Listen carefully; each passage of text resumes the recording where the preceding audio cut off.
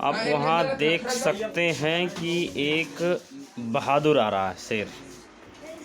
इधर आ जाओ। वाह, वेल डन। तालियां बजाओ जोरदार पहले तो। आई एम प्राउड, सुनो, I am proud of you.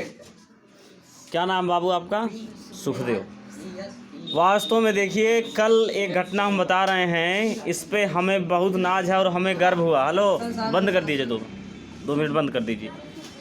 आप इसकी कहानी सुनेंगे दंग रह जाएंगे। वास्तव में इसके अंदर इतना लीडरशिप और इतना डेयरिंग है इसके अंदर कि ये बंदा कम से कम 50 लड़के रहे होंगे फील्ड में, और ये अकेले कुदाल लाया और फील्ड खोद कर चला गया।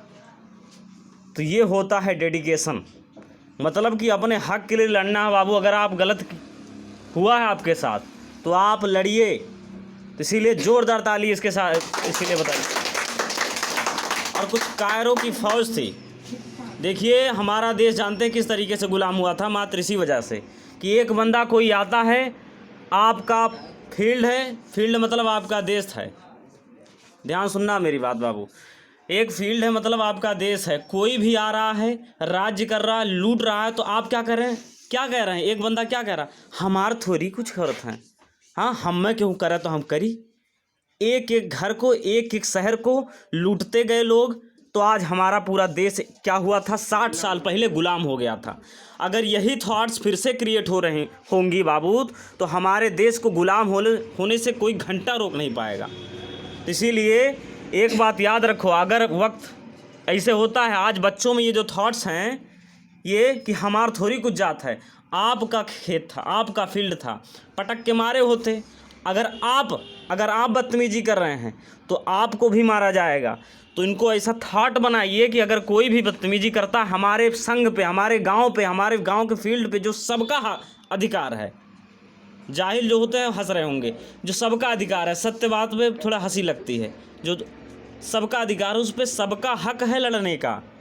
आपके गांव को कोई कुछ कहता है तो आज क्या कहते हैं, वही हम में थोड़ी कहते हैं। आपका वजूद आपके गांव से भी है बाबू। आज कोई टीचर को गाली देता है ना, तो कहते हैं हम में थोड़ी गिरियावत हैं। ये बताओ, आपके टीचर को कोई गाली दे रहा है, कैसे दे पा रहा है और आप कैसे सुन रहे हैं? आपके अंदर या तो खून ही नहीं है, पानी भरा हुआ है। आपके देश को कोई गाली देकर चल जा रहा है, आपके अंदर कुछ खून ही नहीं है। ये आज के देश के नवयुवक हैं, सिर्फ गाना पिक्चर देखकर उसके बाद सो जा रहे हैं, फिर उठ रहे हैं, मैथ इंग्लिश पढ़े, गाना पिक्चर देखी, सपना चौधरी सर्च की, उसके बाद देख कर सूत गए, फिर हॉलीवुड पिक्चर अगले दिन सूत के देख कर सूत गए, फिर साउथ पिक्चर देख कर सूत गए। यही ज़िंदगी है। जब तक अच्छे चीज़ें, अच्छी मोटिवेशन बातें नहीं सुनेंगे तब तक कैसे पता लगेगा। इसीलिए एकता बनाइए हर एक। अब बुराई में अच्छाई भी छुपी होती है बाबू। देखिए नरकटां वाले, जितने नरकटां वाले, उनका जानते हो, उनमें बुराइयां भी बहुत है, लेकिन एक क्वालिटी हम उनको सल्यूट करते हैं, उस क्वालिटी पे एकता उनमें इतनी गजब की है कि दिल खुश हो जाता। अगर एक बंदा कोई दिक्कत आता है, वो तुरंत पूरा फौज खड़ा कर देते हैं। तो उनमें अच्छाइयाँ काहे नहीं लेते, सिर्फ गालियाँ सीखते हो उनसे कि बे सारे। अच्छाइयाँ भी तो लो, एकता कितना है उनमें। तो ये एकता बनाए रखिए। हमारा देश, हमारा गांव ज़िंदगी में कभी पीछे नहीं रहेगा बाबू। अंडरस्टैंड? इसीलिए अगर कोई भी आपके टीचर को, आपके गांव को, आपके देश को कुछ कहता है, तो या तो औकात हो तो पटक के वहीं मार दीजिए, या तो नहीं है औकात वहाँ से भाग लीजिए। तो खड़े होकर तमाशा मत देखिए। ये आपकी तौहीन हो रही, आपके टीचर की तौहीन, आपके गाँव की, आपके देश की। पता नहीं, खूने नहीं है। अब लीडरशिप होना चाहिए।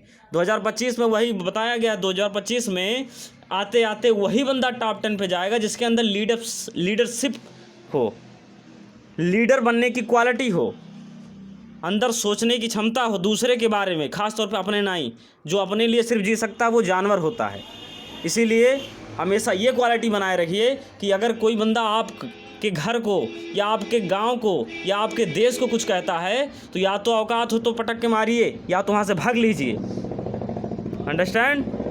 इसीलिए ये जज्बा रखिए। ये फालतू बातें नहीं कर रहे हैं हम। अगर ये अच्छा लगा हो, दिल को छू गया हो बातें, तो शेयर ज़रूर करिए। जय हिंद, जय हिंदी। मैं वाहिद जाफरी।